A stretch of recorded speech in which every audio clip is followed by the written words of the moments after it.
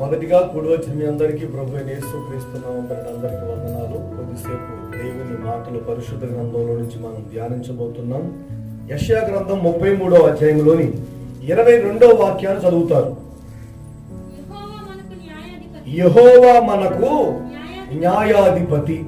తలపైకి తలకించండి. Bible గ్రంథంలో మరొకసారి వాక్య భాగం చదువుతున్నారు. ఏమనుంటే యెహోవా మనకు న్యాయాధిపతి అని రాయబడింది. ప్రియమైన సోదరి సహోదరులారా, ప్రభు నామం పెరట ఈ ఆదివారపు పునరుద్ధానపు ఆరాధన కూడి వచ్చిన మీరు నిశ్చయంగా నా దేవుని పేరట ధన్యులగుదురుగాక. ఆమేన్. లేఖన భాగాల్లో మనం బాగా గమనిస్తా ఉంటే యెషయా ప్రవక్త అయినటువంటి యెషయా గ్రంథంలో ఆయన రాస్తా అంటాడు, యెహోవా మనకు ఎవరు? న్యాయాధిపతి అంటాడండి. మొదటిగా ఒక వాక్యం చదువుకున్నాం కదా, మీరు జాగ్రత్తగా తలపైకి తాలకించండి. యెషయా గ్రంథంలోని 33వ అధ్యాయంలో 22వ వచనంలో చదువుకున్న మాటని మనం కాస్త ధ్యానించబోతున్నాం. లోకములో అక్కడక్కడ పెద్దలు లేదా న్యాయం చెప్పేవారు లేదంటే ఇది అన్యాయం, ఇది తప్పు, ఇది ఒప్పు అని చెప్పి ప్రజల్ని ఒప్పించేవారు అక్కడక్కడ మనకి కనిపిస్తా ఉంటారు. కులంలో ఉంటారు, కుల పెద్దలు అంటారు. సంఘంలో సంఘ పెద్దలు అంటారు. గ్రామంలో గ్రామ పెద్దలు అంటారు. అక్కడ కులంలో పెద్దలు ఉంటారు. భార్య భర్తల మధ్యలో గొడవలు, తల్లి కొడుకుల మధ్యలో, తండ్రి కొడుకుల మధ్యలో గొడవలు, అత్త కోడల మధ్యలో గొడవలు. ఇలాంటి సందర్భాల్లో ఈ కుల పెద్దలు ఏం చేస్తారండి, ఈ సంఘ పెద్దలు ఏం చేస్తారండి అంటే న్యాయం చెబుతారటండి. వాళ్ళు ఎవరండి బాబు అంటే న్యాయాధిపతులు. అక్కడ ఎవరక్కడ? వాళ్ళ న్యాయాధిపతులు. అక్కడ వాళ్ళ న్యాయాధిపతులు. కొన్నిసార్లు వాళ్ళు బాగానే చెబుతారు, హల్లెలూయా. కొన్నిసార్లు బాగానే ఉంటాయి వాళ్ళు మాట్లాడండి. మరి కొన్నిసార్లు వాళ్ళు ఫుల్గా అప్పుడు మొదలెడతారు. అప్పుడు మొదలెడితే ఎట్లా ఉంటుంది పరిస్థితి? మాకు మీరు ఆలోచన చేయండి. లేదా ఎవడు పోయిస్తాడో, అంతేనండి జరిగేది గ్రామాల్లో, అంతేగా జరిగేదండి. ఎవడు పోయిస్తాడో వాడి పక్షంగానే వాళ్ళు న్యాయం చెబుతారు. ఇది గ్రామాల్లో మనం అక్కడక్కడ, అన్ని చోట్ల కాదు, అక్కడక్కడ కొన్ని చోట్ల జరిగే తంతు అండి. మన కుటుంబ వ్యవహారాల్లో, ఆస్తి తగాదాల్లో, లేదంటే ఇంకా మరికొన్ని విషయాల్లో అర్థం పర్థం కొన్ని పిచ్చి పిచ్చి పనులు జరుగుతూ ఉంటాయి కదా గ్రామాల్లో, ఇళ్లలో. వాటి విషయాల్లో ఇప్పుడు న్యాయాధిపతులుగా చాలా మంది చలామణి అవుతూ ప్రజలకి అయ్యా అంటూ వచ్చిన వాళ్ళకి న్యాయం చేస్తామని మొత్తం మీద మొదలుపెట్టి అన్యాయం చేస్తున్నారు, ఆగం చేస్తున్నారు, చేసేస్తున్నారు. అయిపోతున్నాయి జీవితాలు. ఇప్పుడు లేఖన భాగంలో మనం గమనిస్తా ఉంటే మన కులంలో ఉండే పెద్దలు మనకు ఎరిగిన వారు, గ్రామాల్లో ఉండే న్యాయం తీర్చేవాళ్ళు మనకు తెలుసు, కులంలో ఉండి న్యాయం తీర్చేవాళ్ళు మనకు తెలుసు, ఇంకా అక్కడక్కడ పెద్ద స్థాయిలో ఉండి న్యాయం తీర్చేవాళ్ళు, గొడవలు తీర్చేవాళ్ళు, తగులు తీర్చేవాళ్ళు, మొత్తం మీద పంచాయతీలు చేసేవాళ్ళు అక్కడక్కడ మనం చూస్తున్నాం. అయితే వాళ్ళందరినీ మర్చిపోండి, హల్లెలూయా. వాళ్ళందరినీ ప్రక్కన పెట్టేసేయండి. ఈ దినాన మనం ఆలకించే వాక్యం ఏం చెబుతుందంటే, ప్రవక్త అయిన యెషయా గ్రంథంలో రాయబడిన మాట ఏమిటండి బాబు అంటే, యెహోవాయే మనకు న్యాయాధిపతి. హల్లెలూయా, హల్లెలూయా. ఎవరు నీకు న్యాయాధిపతి? గ్రామంలో వాళ్ళు కాదు, నీ కులంలో ఉన్నారే వాళ్ళు కాదు, ఈ రోజున పెద్ద స్థాయిలో ఉన్నారే, పంచాయతీలు చేస్తున్నారే వాళ్ళు కాదు. నీకు న్యాయాధిపతి. ఈ రోజున జీవముగల దేవుని ఆరాధిస్తున్న నా ప్రియ సోదరి సహోదరులారా, దేవుని సన్నిధిలో చేరిన మీరు గుర్తెరగాల్సిన సత్యం ఏమిటంటే, వాళ్ళకెవరో న్యాయాధిపతులు ఉండొచ్చు గాక, వాళ్ళకెవరో న్యాయం తీర్చే వాళ్ళు ఉండొచ్చు గాక, వాళ్ళు పంచాయతీలు చేసేవాళ్ళు ఉండొచ్చు గాక. నీకు, నాకు, మనకు ఈ రోజున న్యాయాధిపతి ఎవరండి బాబు అంటే సజీవుడైన దేవుడు. ఆమేన్, హల్లెలూయా. సజీవుడైన దేవుడు మనకి న్యాయాధిపతి. ఇప్పుడు నేను మీకు అన్యాయం చేసేస్తున్నాను అనుకోండి, ఆయన ఊరుకుంటాడా? నేను ఏదో 4 సోది మాటలు చెప్పేసి నెత్తిమీ చేయబెట్టి అని పల్లికి నుంచి పంపించాను అనుకోండి, ఆయన ఊరుకుంటాడా? ఆయన సజీవుడు కదా. రాయో, చెట్టు, మొక్క, పుట్ట అయితే చూసి చూడనట్టు వదిలేసేవాడేమో. ఆయన సజీవుడు కదా. ఏదో నోటికి వచ్చి 4 మాటలు చెప్పేద్దాం సంఘానికి, ఆ ఎర్రి బాగులోళ్ళు అని అట్లా నీచంగా అనుకున్నాడు అనుకోండి, దేవుడు ఊరుకుంటాడా? సజీవుడైన దేవుడు కదా. లేఖన భాగాల్లో రాయబడింది, యెహోవా మనకి న్యాయాధిపతి. ఆ పాస్టర్ గారు చూడొచ్చాడా? పాస్టర్ గారు చూడొచ్చాడా? ఆ పాస్టర్ అసలు ఇక్కడ ఉండనే ఉండదు. ఆ ఉందో లేదో కూడా తెలీదు. అని మీరు యాసాలు వేసారనుకోండి, ఆయన చూస్తుంటాడా? చూడ్డా? ఆయన ఎవరు? న్యాయాధిపతి కదండి.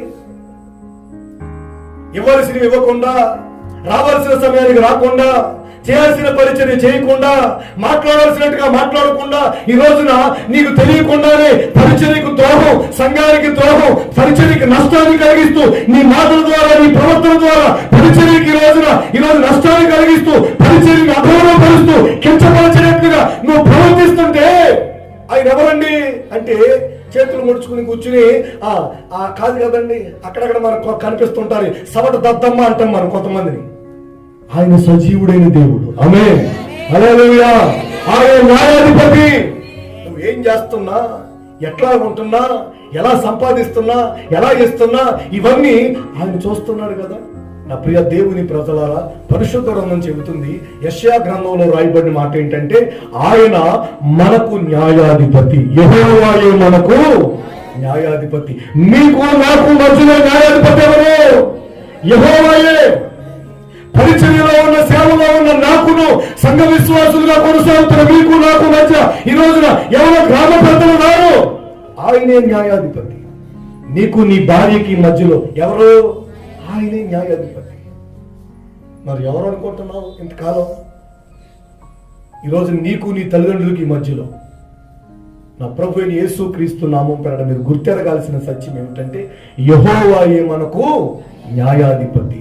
అసలు ఆయన న్యాయాధిపతి కదా, అసలు ఎట్లాంటి న్యాయాధిపతి ఆయన అని గమనిస్తే పరిశుద్ధ గ్రంథంలో ఒక వాక్య భాగం చూద్దాం. చూడండి, ఆయన ఎవరికి న్యాయాధిపతి, అసలు ఎట్లాంటి న్యాయాధిపతి అని ఆలోచన చేస్తే, కీర్తన గ్రంథం 94వ కీర్తన 2వ చరణం చూస్తారా? భూలోక న్యాయాధిపతి లెమ్ము, గర్విష్ఠులకు ప్రతిఫలమిమ్ము. కీర్తనాకారుడు అంటాడు, అయ్యా మీరు న్యాయాధిపతిగా లేవండి, లేచి ఏం చేయాలి? అప్పుడు గర్విష్ఠులకు ప్రతిఫలం ఇస్తాడట. యెహోవాయే మనకు న్యాయాధిపతి. మీ ప్రక్క వాళ్ళకి చెప్పండి ఆ మాట. యెహోవాయే మనకు, యెహోవాయే మనకు చెప్పారండి. యెహోవాయే మనకు న్యాయాధిపతి.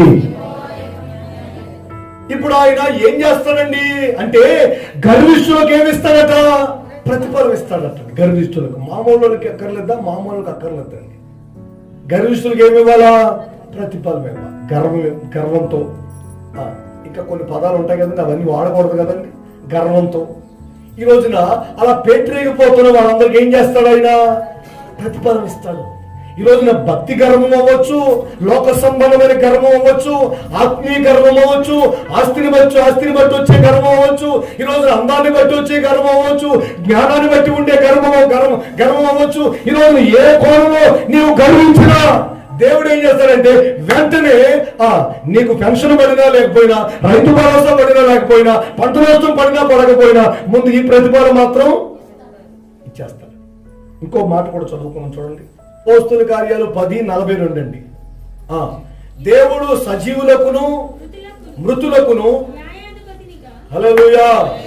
ఆయన ఎవరు అంటే, యెహోవాయే మనకు న్యాయాధిపతి అని విన్నాం కదండి. ఇప్పుడు ఎందుకు ఆయన న్యాయాధిపతి కాదు? ఎవరికండి న్యాయాధిపతి అంటే, ఇదిగో బ్రతుకున్న మనకే కాదటండి, చనిపోయిన వారికి కూడా ఆయనే న్యాయాధిపతి. ఆమేన్, హల్లెలూయా. మన చనిపోయిన అందరికి ఇంకో లీడరు, ఇంకో ఎమ్మెల్యే, ఎవరికి? చనిపోయిన వాళ్ళకి ఎమ్మెల్యే, చనిపోయిన వాళ్ళకి పేపర్లు రాసేవాళ్ళు, చనిపోయిన వాళ్ళకి కాగితాలు రాసేవాళ్ళు, ఇంకొక లీడర్ ఉంటారనుకోకండి. అందరికీ, సజీవులకును మృతులకును ఆయనే న్యాయాధిపతి. ఈ రోజున మనం ఆరాధిస్తున్నాం కదా, మన న్యాయాధిపతి అనుకుంటున్నాం కదా.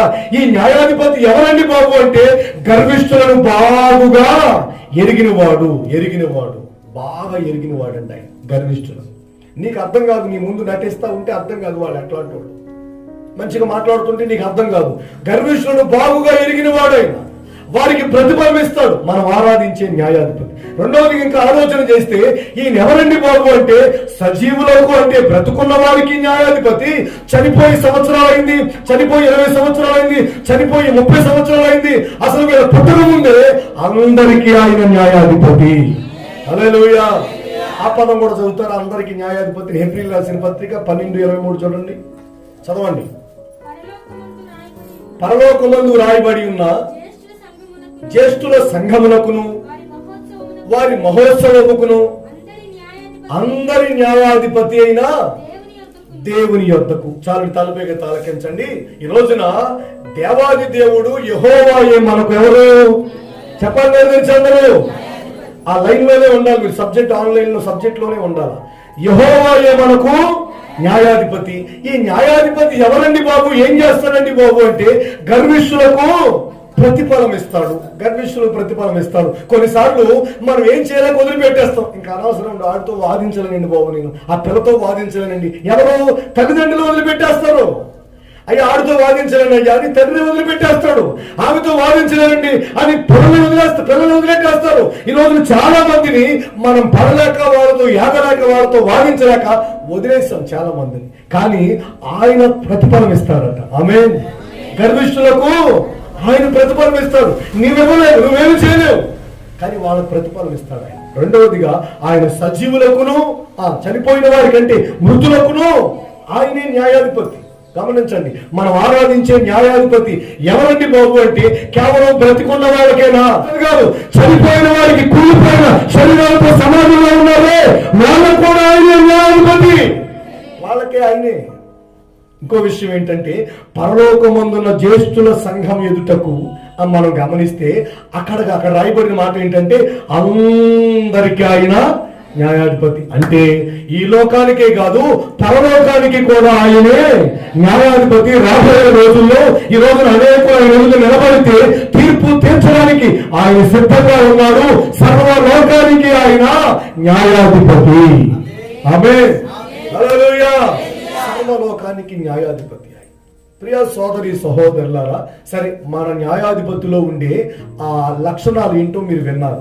ఆయన గర్విష్ఠులకు ప్రతిఫలం ఇస్తాడు.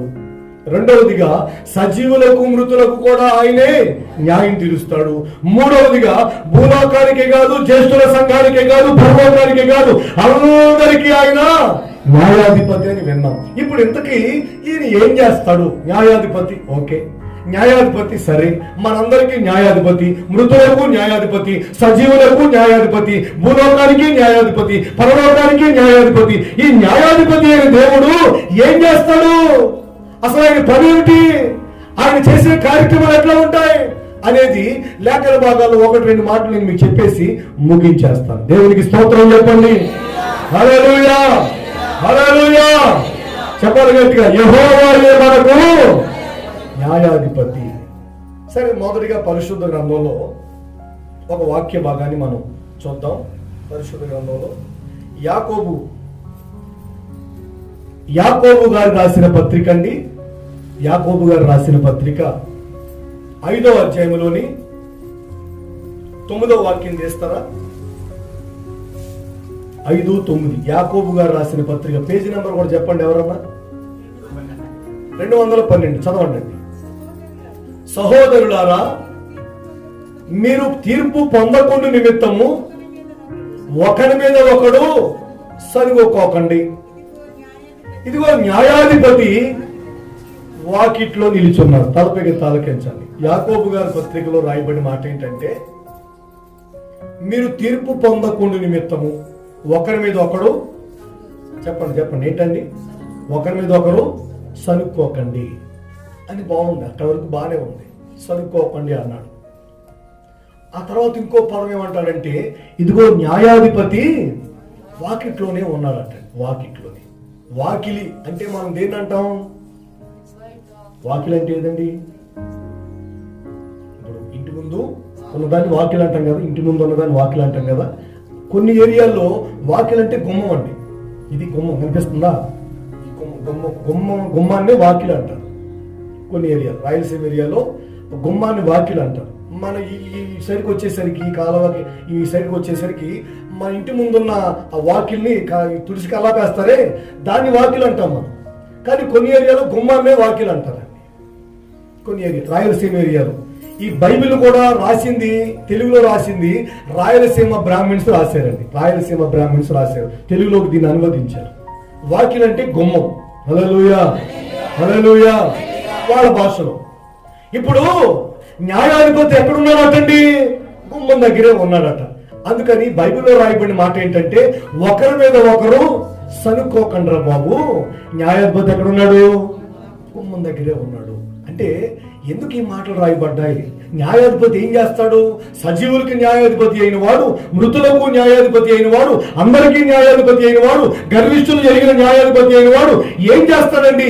ఈయన పదేంటండి బాబు అంటే ఆయన గుమ్మం దగ్గర నిలబడతాడు. ఎందుకనంటే ఎవరెవరి మీద సనుక్కుంటున్నారో ఇవన్నీ ఏం చేస్తాడు ఆయన? మీరు తీర్పు పొందకుండా నిమిత్తము ఒకరి మీద ఒకరు మేము తీర్పులోనికి రాకూడదు. ఇదిగో ఈ భూమి మీద ఉండగాని, ఈరోజు కుటుంబంలో ఉండగాని, భార్యగా, భర్తగా, తల్లిగా, ఈరోజు అన్నగా, ఈరోజు తండ్రిగా, మీ స్థానాలు ఏదైనా కుటుంబంలో, సంఘంలో మీ పాత్ర ఏదైనా, మీ వ్యక్తిగత జీవితాల్లో మీరు తీర్పు పొందకుండా నిమిత్తము చేయాల్సిన పని ఏమిటండి బాబు అంటే ఒకరి మీద ఒకరు సనుక్కోకండి. సనుగుడు అనేది ఉండకూడదు. సరే పాస్టర్ గారు సనుక్కోకుండా ఎలాగండి అంటే సనుక్కోకూడదు. సమస్యలు ఉన్నాయి. అవి ఉన్నప్పుడు ఏం చేస్తావు? ఏమో ఈ నీళ్ళు బాగలేదు, నీళ్ళు మార్చేసి వేరే నీళ్ళు పెట్టండి, అయిపోయింది. సింపుల్. ఏంటో ఈ మనుషులు అసలు మనుషులుగా పుట్టారు, ఎలా పుట్టారు, ఏ మనుషులు ఏంటో, వీళ్ళు ఎలాగో తాగుతారో ఏంటో అని నేను కొనుక్కుంటా ఉన్నాను అనుకోండి. అంటే అదో జబ్బు అండి. అవును, నా గురించి వదిలేసేయండి. అదో జబ్బు అలవాటు అయిపోతే కది దానికి మెడిసిన్ ఉండదండి. మనం ఏదుకు పోయినా సరే దానికి ఎవరు మందులు? ఇంచుమించుగా అన్ని హాస్పిటల్ తిరిగేసిన, అన్ని టెస్టులు చేయించేసుకున్నా, అన్ని స్కానింగ్లు, నీ నాలుగు కూడా స్కానింగ్ చేయించుకున్నా ఎక్కడ ఎవరికి దొరకదు. ఏది? గొనుగుడు జబ్బు అండి.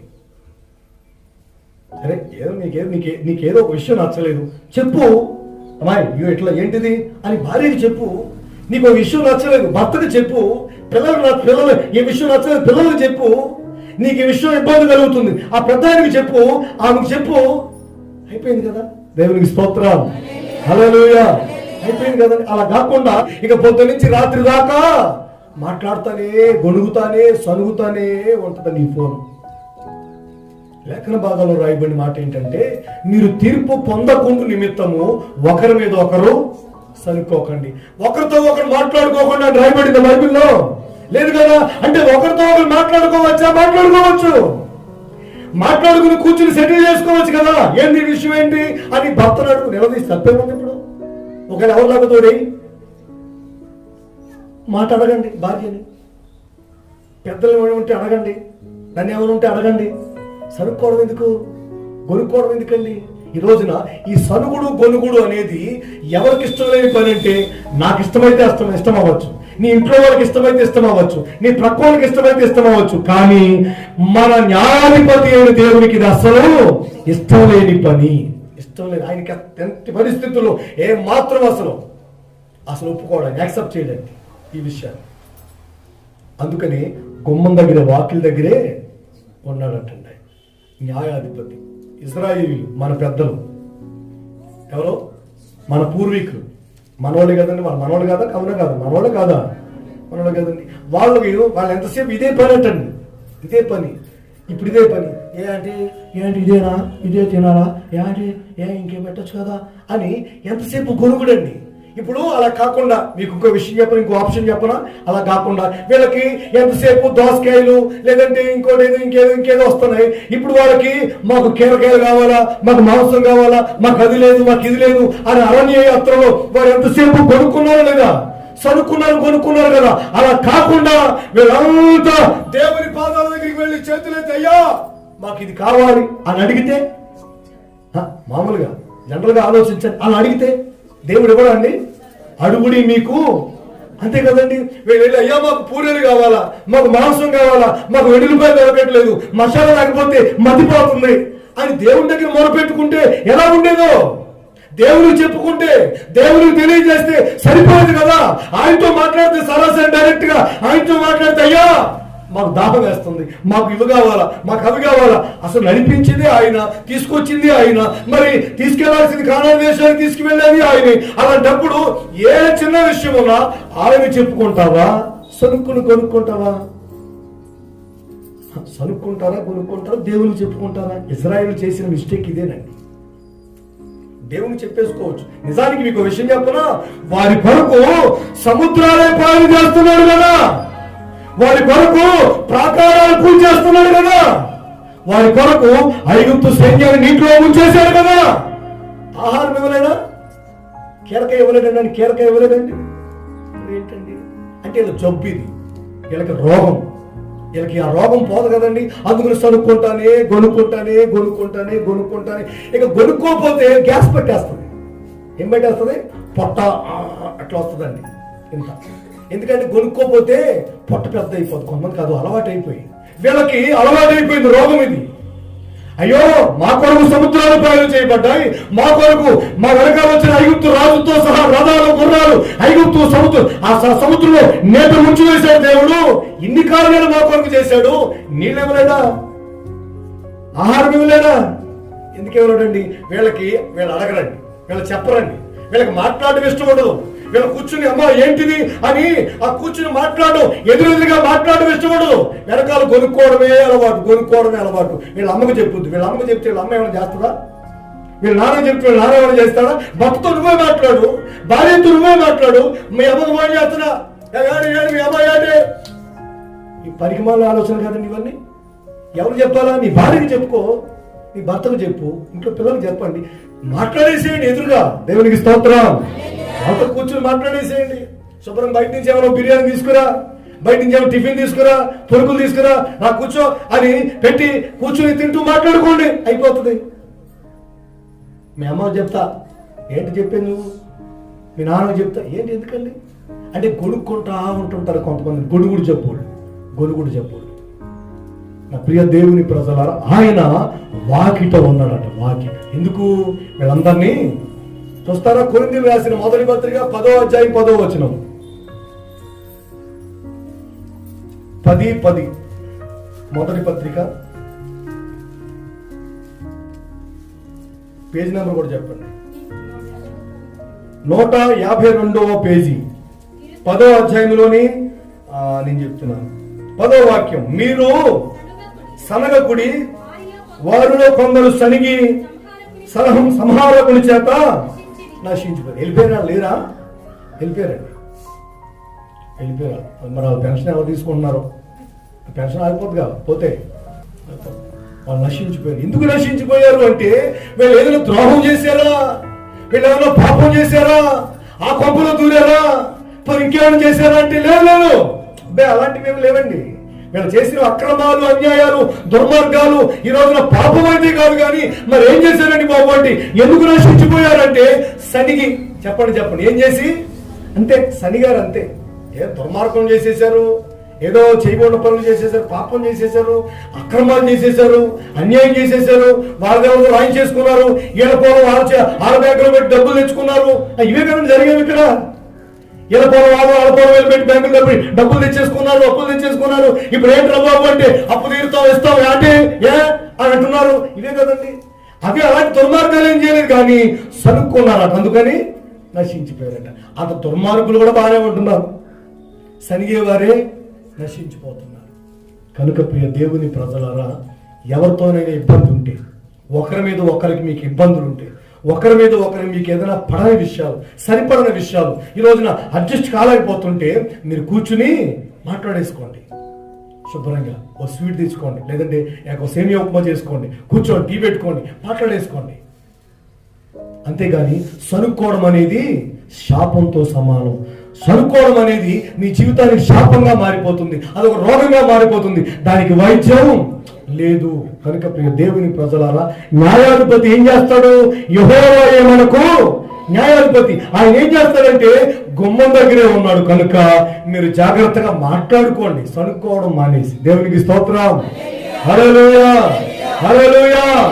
సనుగులు సంశయాలు మానేసేయాలి. మాట్లాడుకుంటా గొనుకుంటా ఇంకెవరితో మాట్లాడుతుంది అనుకుంటాం మనం, ఎవరితో మాట్లాడుతున్నాడేమో అనుకుంటాం మనం. అక్కడ ఎవరు ఉండరు. ఏమనుకోవాలి మనం? మైండ్ పాడైపోయిందా, బుర్ర చెడిపోయిందా, ఇంకేమైనా తేడా వచ్చిందా, ఎక్కడి నుంచి అని ఏదైనా కర్ర తగిలిందా, తాటికాయ పడిందా, కొబ్బరికాయ పడిందా, ఏమనుకోవాలి మనం? మాట్లాడేసుకుంటా ఉంటాడు ఆయన. అట్లానే మాట్లాడేసుకుంటా ఉంటుందామా? అలవాటు అయిపోయింది పాపం. ప్రభు నామం పేరట బైబిల్ చెబుతుంది, ఒకరి మీద ఒకరు సనుక్కోకండి, మాట్లాడేసుకుని దేవునికి అప్పగించుకుంటే మంచిది. దేవునికి స్తోత్రం. హల్లెలూయా. మన న్యాయాధిపతి ఎక్కడున్నాడు? ఎక్కడో 7 సముద్రాల అవతల ఉంది, చిలకలో ఉంది ప్రాణం. చదువు చిన్నప్పుడు విన్నాగా పేదరాజు పెద్దమ్మ కథలు. 7 రాజు కొడుకులు 7 శాపలు పెట్టారు, వాడు తలకాయ చేశారు విన్నాం కదండి. ఎక్కడ 7 సముద్రాల అవతల లేదండి ఆయన. ఎక్కడున్నాడండి బాబు అంటే నీ కుమ్మలో ఉన్నాడు ఆయన. నీ మాటలు వింటున్నాడు, నీ సరుగుడు వింటాడు, నీ గొడుగులు వింటాడు, లేదా నీ ప్రార్థన కూడా వింటాడు. ప్రార్థన వినిపిస్తావో సరుగులు గొడుగులు వినిపిస్తావో నీ ఇష్టం. ప్రార్థన వినిపిస్తే, సమస్యలు వినిపిస్తే నిశ్చయంగా ఆయన న్యాయాధిపతిగా నీ పక్షంలో నిలుస్తాడు. ఆమేన్. లేదు ప్రార్థన లేదు, వినపాలు లేవు, మరపత్రం లేవు, సరుగులు ఎంతసేపు గొడుగులు అంటారా, ఆయన న్యాయాధిపతిగా రాదు, సంహారకునిగా ఇశ్రాయేలు దగ్గరికి వెళ్ళిపోయాడండి. ఎందుకు సంహారకునిగా వెళ్ళిపోయాడు? గొడుగులు ఆ సనుగులు ఉన్నాయి కనుక. ఆలోచన చేసుకోనండి. మేము తీర్పులోనికి రాకూడదు అనుకుంటారా? ప్రభు నామం పేరట మీ వ్యక్తిగత జీవితాల్లో మీరు చేయాల్సిన పని ఏమిటంటే సనుగులు సంశయాలు మానేసేయాలా. ఎదుటి వారి మీద ఎవరి మీద సనుకోవద్దు. సరే వాళ్ళు ద్రోహం చేశారు, లేదంటే వాళ్ళు నష్టం చేశారు, లేదా వాళ్ళు నీకు బాధ కలిగించారు. అమ్మా ఇది ఈ విషయంలో బాధ కలిగించావు అన్న, ఈ విషయంలో నేను బాధపడుతున్నా, ఈ విషయంలో ఫీల్ అవుతున్నానని క్లియర్ చేసేసుకోండి. దాన్ని అలానే ఉంచుకుంటే అలానే ఎంతకాలం ఉంచుతావు?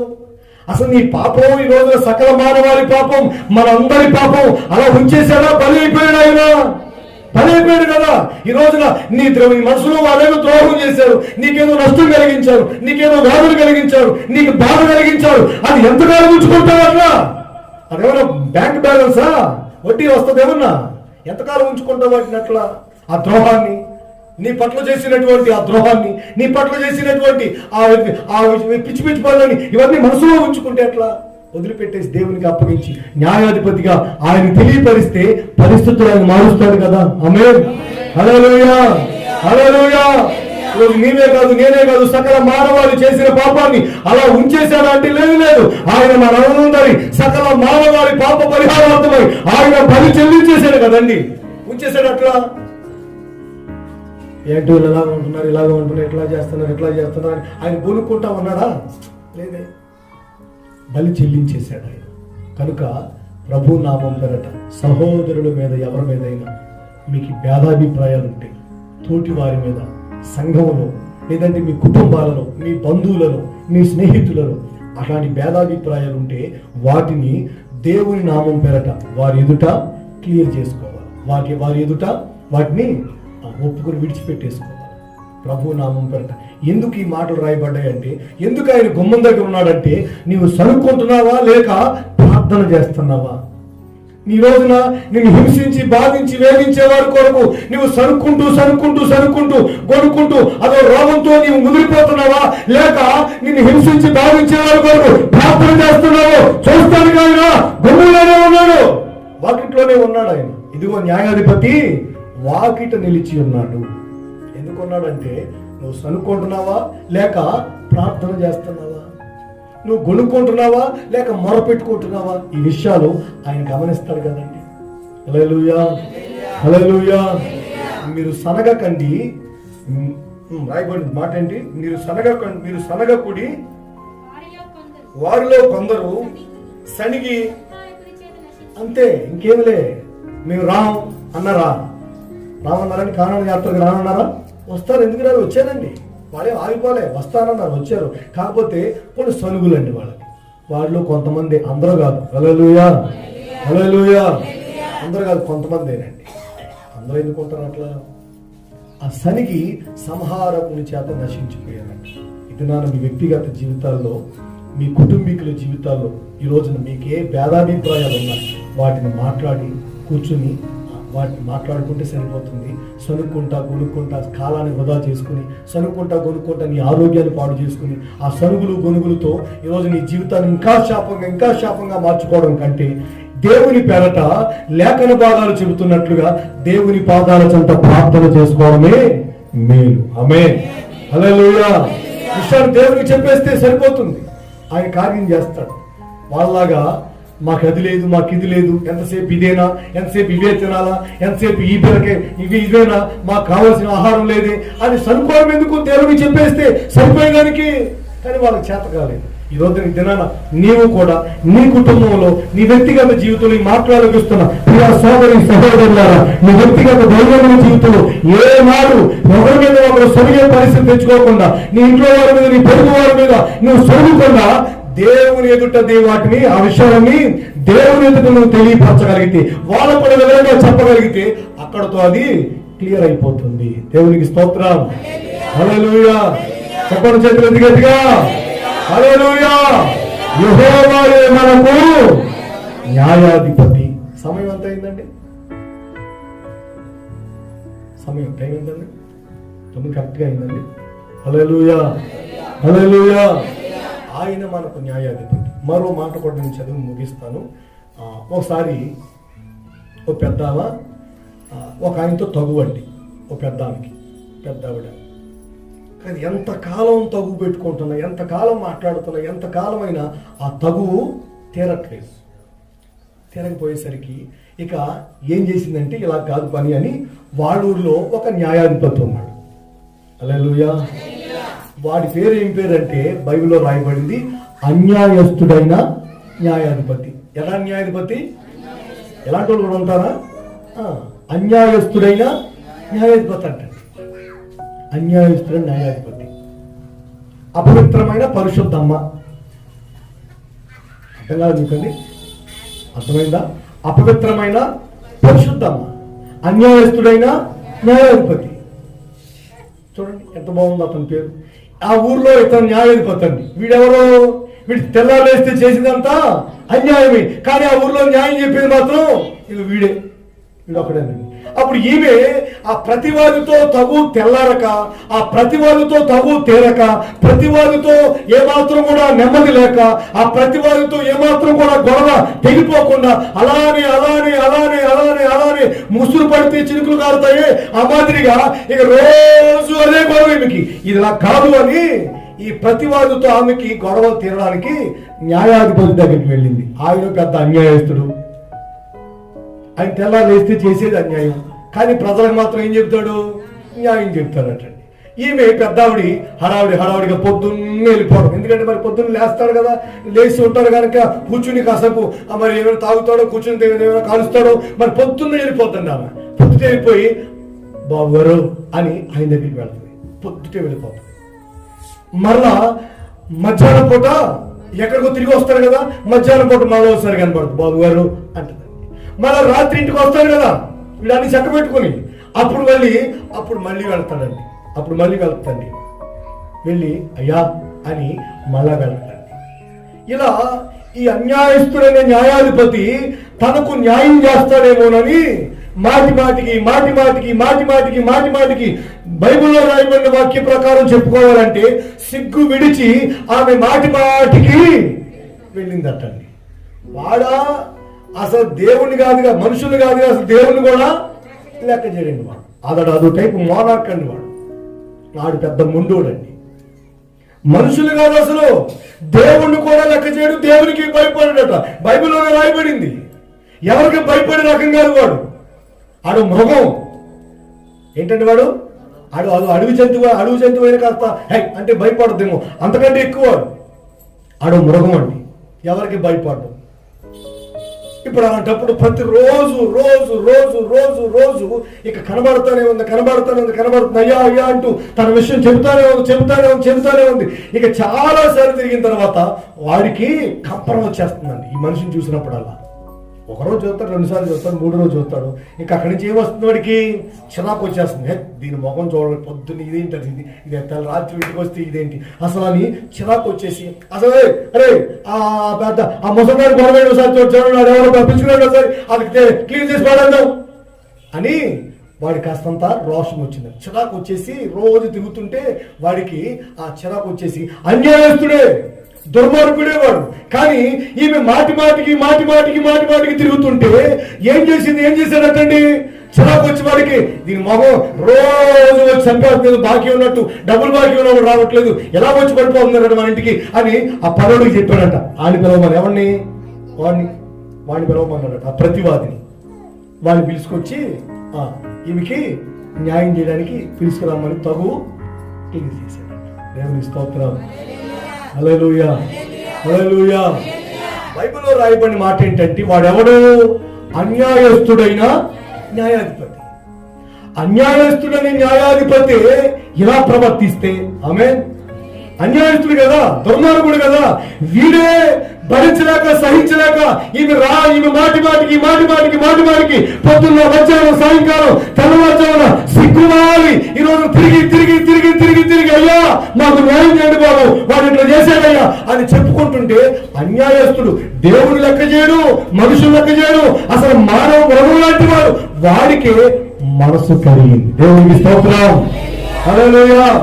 వాడికే మనసు కలిగింది. మనసు కలిగి ఆమెకి న్యాయం చేశాడు. మరి ఇప్పుడు మనం గమనించాల్సింది ఏంటంటే యెహోవాయే మనకు న్యాయాధిపతి. వాడు అన్యాయస్తుడు కదా, వాడికే చిరాకు వచ్చింది. మాటికి ఈ మనిషిని చూసి ఈ మనిషి మాట్లాడే మాటలు అయ్యా బాబు అని అంటుంటే, ఈ మాటలు విని ఈ ప్రాధాయపడుతుంటే, ఇవి గోజాడుతుంటే, బ్రతిమాడుకుంటుంటే వాడికే మనసు కలిగిపోయింది అన్యాయస్తుడు. మరి మనం ఆరాధించే దేవుడు ఎవరండి బాబు అంటే నిజమైన సజీవుడైన న్యాయాధిపతి కదా. ఆమేన్. హల్లెలూయా. వాడి మాటలు ఆమె మాటలకి వాడే కరిగిపోయాడు. అన్యాయస్తుడు వాడు, దేవుడు లెక్క చేయడు, మనుషులు లెక్క చేయడు, అలాంటి వాడే కరిగిపోయాడే. మరి నీ వ్యక్తిగత జీవితంలో నీవు గమనించాల్సిన సత్యం ఏమిటంటే నీవు కూడా మాటికి సిగ్గుమాలి దేవుని పాదాల చెంత అయ్యా అంటూ నీ పరిస్థితిని, నీ శ్రమను, నీ సంఖ్యలను, నీ కలవరాలను, నీ కన్యలను, నీ కుటుంబ పరిస్థితిని, ఈరోజు తారుమారైపోయిన నీ జీవిత చక్రాన్ని ఒక్కసారి దేవునికి పదే మాటికి దేవుని ఎదుట నువ్వు కనబడితే, హల్లెలూయా, ఆయన దగ్గర నీ మాటలు వినబడితే, ఆయన సన్నిధిలో నీ స్వరం వినబడితే, నువ్వు మోకరించి ఆయన ముఖదర్శనం చేయగలిగితే, నీ సమస్యలన్నీ ఆయనకి మాటికి సిగ్గుమారి చెప్పుకోగలిగితే, ఆయన అన్యాయస్తుడు కాదే. వాడి మాదిరిగా ఆయన అన్యాయస్తుడు కాదు కదా, ఈయన న్యాయాధిపతి కదా. ఆమేన్. హల్లెలూయా. వాడు ఆ ఊరికే న్యాయాధిపతి కానీ నీవు నేను ఆరాధించే దేవుడు మృతులకు సజీవులకు న్యాయాధిపతి. ఆయన భూలోకానికి పరలోకానికి న్యాయాధిపతి, అందరికీ న్యాయాధిపతి కదా. ఆయన అన్యాయస్తుడే ఆ మనిషిని చూడలేక న్యాయం తీర్చాడు, రోజు తిరుగుతుందని. మరి మన వ్యక్తిగత జీవితాల్లో నీ కుటుంబ పరిస్థితులు ఎంత దారుణంగా అయిపోయాయి నువ్వు అనుకుంటున్నా, ఎంతగా ఇరుక్కుపోయాను అనుకుంటున్నా, ఎంతగా నలిగిపోతున్నాను అనుకుంటున్నా, ఎంతగా శోకం అనుకుంటున్నా, ఎవరికి అర్థం కాదని అనుకుంటున్నా, నీ వ్యక్తిగత జీవితంలో సోదరి సహోదరులారా పెద్దలారా ఆయన న్యాయాధిపతిగా నిలుచున్నాడు. నీవు మాటికి సిగ్గుమాలి ప్రభు సన్నిధిలో నువ్వు కనిపెట్టగలిగితే, నీ మాటలు వినిపించగలిగితే నిశ్చయంగా ఆయన కరుణా సంపన్నుడు. ఆమేన్.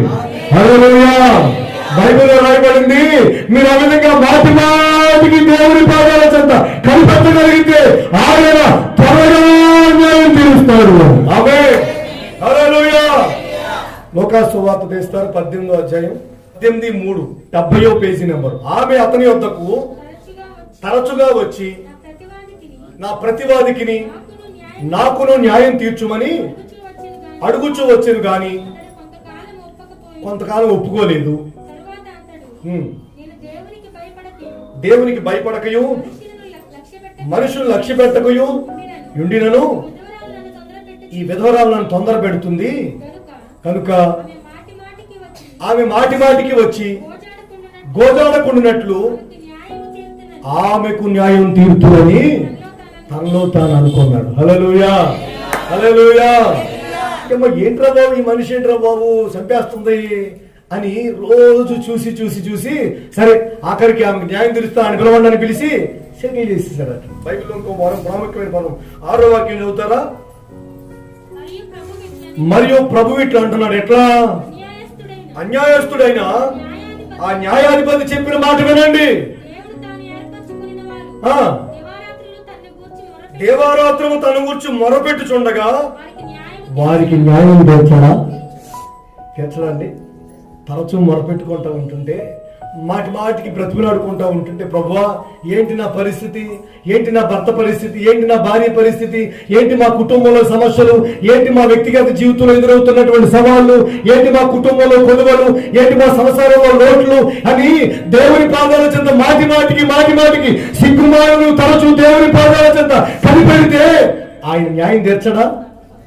చూడండి, ప్రభు నామం పేరట ఆయన ఎవరండి బాబు అంటే, యెహోవా మనకు న్యాయాధిపతి కదా. నిశ్చయంగా ఆయన అన్యాయస్తుడైన న్యాయాధిపతి. ఆ విధంగా తన విషయంలో ఆమె విషయంలో న్యాయం తీర్చడానికి సిద్ధపడిపోతే మన దేవుడు న్యాయవంతుడు కదా. ఆమేన్, హల్లెలూయా, హల్లెలూయా. నమ్మదగిన వాడు కదా. ఆయన మరింత త్వరగా న్యాయం తీరుస్తాడు. కనుక నిరీక్షణ కలిగి ప్రభు పాదాల చెంత మొరపెట్టుకోగలిగితే, ప్రార్థించగలిగితే, ఇవి లేఖన భాగాల్లోని మాటలు, పరిశుద్ధ గ్రంథంలోని సత్యవాక్యం ఇది. నా మాటలు నీ మాటలు కాదు, లేఖన భాగాలు ఇలా చెబుతున్నాయి. నీ వ్యక్తిగత జీవితంలో నీవు మొరపెట్టి ప్రభు పాదాల చెంత కనిపెట్టి విజ్ఞాపన చేసుకోగలిగితే న్యాయాధిపతిగా నీ పక్షంలో దిగి వస్తాడు. ఆమేన్, హల్లెలూయా. ఆ విధురాలకి న్యాయం జరిగినట్టుగానే నీ కుటుంబానికి, నీ సమస్యలకు ఆయన న్యాయం తీరుస్తాడు, న్యాయం చేస్తాడు. ఆయన తల వంచండి, ప్రార్థన చేసుకుందాం.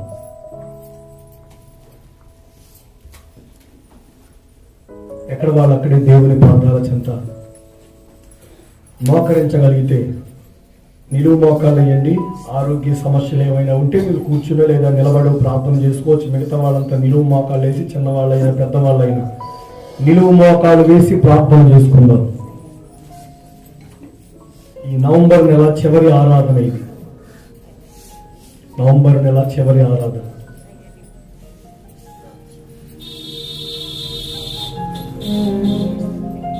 నిలువు మోకాలు వేయండి. లేఖన భాగాల్లో రాయబడిన మాట ఏంటంటే, యెహోవాయే మనకు న్యాయాధిపతి. ఎవరండి బాబు, ఆయన ఏం చేస్తాడండి? ఆయన గర్విష్ఠులను బాగుగా ఎరిగిన వారే ప్రతిఫలమిస్తాడు. ఆయన ఎవరికి న్యాయాధిపతి? సజీవులకు మృతులకు కూడా న్యాయాధిపతి. ఆయన పరలోకానికి భూలోకానికి కూడా న్యాయాధిపతి. న్యాయం జరగడం లేదు, నా జీవితం అన్యాయం అయిపోయింది, నా వ్యాపారం అన్యాయం అయిపోయింది, నా ప్రయాసంతా అన్యాయం అయిపోయింది, నా కుటుంబం అన్యాయం అయిపోయింది, అన్యాయానికి మేము గురయ్యాము అని విచారంలో ఉన్న నా ప్రియ సోదరి సహోదరులు, నా దేవుడు న్యాయాధిపతిగా మీ దగ్గర దిగి వస్తున్నాడు. న్యాయాధిపతిగా మీ ప్రక్కన నిలబడబోతున్నారు. ఆయన న్యాయాధిపతి వాకిట్లోనే ఉంటాడు. మీ పక్షంలో న్యాయం తీరుస్తాడయ్యా. ఆయన మంచివాడు, ఆయన విడిచిపెట్టలేదు. ఆయన సకల జీవులను ఎరిగినవాడు, ప్రతి వారిని ఎరిగినవాడు. ఆయన మీకు ఇంకా సరిగా అర్థం కాలేదేమో కానీ ఆయనకు నువ్వు బాగుగా తెలుసు. సరుకోవద్దు, సరువులు మానేశారు. ఎవరి మీద మీకు ఇలాంటి జ్ఞానాధికారులు ఉన్నారు. ఒకరితో ఒకరు మాట్లాడుకోండి, ఒకరితో ఒకరు సమాధానపడండి, ఒకరిని ఒకరు ప్రభు పేరుతో క్షమించుకోండి. ప్రభు పేరుతో ఒకరినొకరి క్షమించుకోండి. అంతేగాని సలుగులు గొడుగులు వద్దు. దానివల్ల లేనిపోయిన శాపం. నా ప్రియ సోదరి సహోదరుల, బైబిల్ చెప్తుంది, సలిగిన వారు సంహారం చేతులకు వెళ్ళిపోవాలి. నీవు నీ కుటుంబం సంహారం చేతులను కావడం దైవం నాకు ఇష్టం లేదు.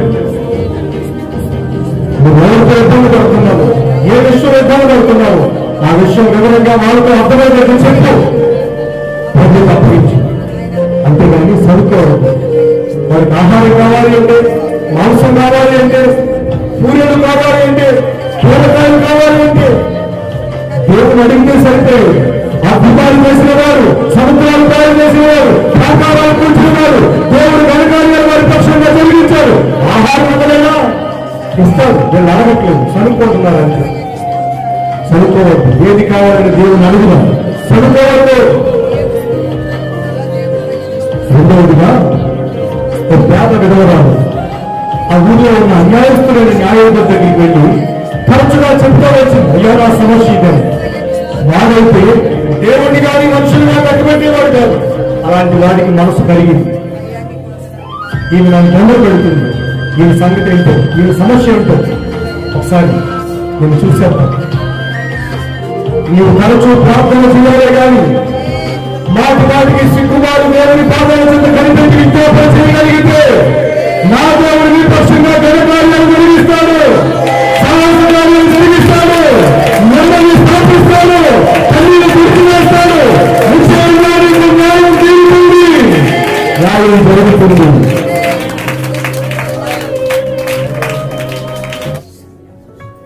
ప్రభు ఇంతవరకు ఈ ఆరాధన భారమెత్తి నడిపించినందుకు రెండు చేతులెత్తి దేవునికి స్తోత్రం చెల్లిద్దాం.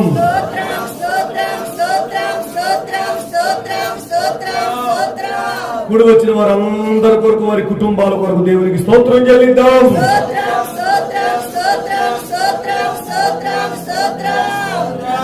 చేతులెత్తి నిశ్చయంగా విన్న వాక్యం ప్రతి వారి గుండెల్లో ప్రభు నీరు కట్టి ఫలింపచేయనట్లు స్తోత్రం చెల్లిద్దాం. తండ్రి కుమార పరిశుద్ధాత్మనికి స్తోత్రం చెల్లిద్దాం. మనం పరిశుద్ధపరచు నిత్య రాజ్యాన్ని సిద్ధపరచు త్రియేక దేవునికి స్తోత్రం చెల్లిద్దాం.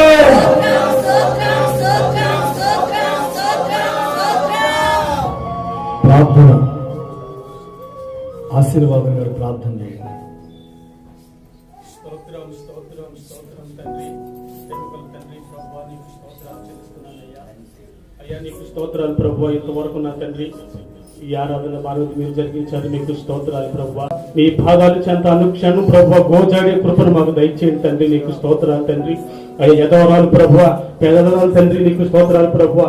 అందజేస్తే న్యాయాధిపతి దగ్గరికి వెళ్ళి ప్రభువా, అయ్యా నీకు స్తోత్రాలు, నాకు న్యాయం చేయగలిగినట్లుగా తండ్రి. అయ్యా నీకు స్తోత్రాలు తండ్రి, అతను ప్రభువా ఆమెకు న్యాయం చేశాడని ప్రభువా లేఖనాలు సెలవిస్తున్నాయి. అయ్యా నీకు స్తోత్రాలు తండ్రి. అయ్యా మీరు సర్వలోకానికి చక్రవర్తివి, సర్వలోకానికి న్యాయాధిపతి తండ్రి. అయ్యా చనిపోయిన వారికి, బతుకున్న వారికి, అయ్యా సర్వలోకానికి నీకు స్తోత్రాలు ప్రభువా. మీ భాగాన్ని చెంత మేము ప్రభువా పలు దిన అనుక్షణం ప్రభుత్వ తండ్రి ప్రార్థన చేసి తండ్రి. అయ్యా మీరు మాకు న్యాయాధిపతి ఉన్నట్టుగా సహాయం చేయకపోతే నీకు స్తోత్రాలు తండ్రి. అయ్యా నీకు వందనాలు చెల్లిస్తున్నానయ్యా. అయ్యా మా కుటుంబాన్ని మీరు జ్ఞాపకం చేసుకో, మా కుటుంబాన్ని జ్ఞాపకం చేసుకోండి. అయ్యా నీకు స్తోత్రాలు ప్రభువా. అయ్యా నీకు వందనాలు తండ్రి. మీరు మాకు ఉన్నారయ్యా, మీరు మాకు ఉన్నారయ్యా, మీరు మాకు న్యాయాధిపతిగా ఉన్నారు, అందుకు స్తోత్రాలు చెల్లిస్తున్నాను బాబు, నీ వందనాలు. అయ్యా నీకు స్తోత్రాలు ప్రభువా. అన్ని విషయాలను మీరే ఘనకార్యం జరిగించాలి తండ్రి, నీకు స్తోత్రాలు అయ్యా. అయ్యా మా పట్ల ప్రభువా నీకు స్తోత్రాలు తండ్రి. మా కుటుంబంలో సమస్యలు, మా జీవితంలో ప్రభువా అనేక వెలుగుస్తున్న వెళుతున్న సముద్ర ప్రభువా మేము చెప్పుకుంటున్నాం ప్రభు. ఈ దినమైనా మీ శరీరం చెప్పుకుంటున్నామయ్యా, మీరు కార్యం జరిగిస్తారు, మీరు కార్యం చేస్తారయ్యా. ఆ నమ్మకంతో ప్రభువా మీ సన్నిధిలో ప్రతిదినం మేము మీరు చెప్పుకుంటాం. ఎవరి గురించి చెప్పుకోలేదు మాట పరిస్థితులు నా తండ్రి, మీరు మాత్రమే మాకు మా కుటుంబాన్ని న్యాయం చేసి మా బాబా ఈ సముదాయం ప్రతి ఒక్కరు బ్రహ్మ మీ కృపతో జీవించమని ఘనత మహిమ ప్రభావాన్ని మీరు పొందమని యేసు క్రీస్తు నామమున అడుగుచున్నాను తండ్రి, ఆమేన్. ఆమేన్. మన తండ్రి అయిన దేవుని ప్రేమ, కుమారుడు యేసు క్రీస్తు వారి కృప, పరిశుద్ధాత్ముని సన్నిధి సహవాసం ఇప్పుడు ఎల్లప్పుడూ సకల పరిశుద్ధులకు, ఈ ఆరాధనలో పాల్పొందిన వారందరికీ ఆయన కృపా సమాధానము సదాకాలం తోడి ఉండి నడిపించుగాక. ఆమేన్. చంద్రం చేతులెత్తి అందరూ హల్లెలూయా. చెప్పాలి దగ్గర రెండు చేతులెత్తి హల్లెలూయా. రెండు చేతులు చెప్తాం హల్లెలూయా. అందరికీ మరొకసారి పేరు పేరున అందరికీ వందనాలండి.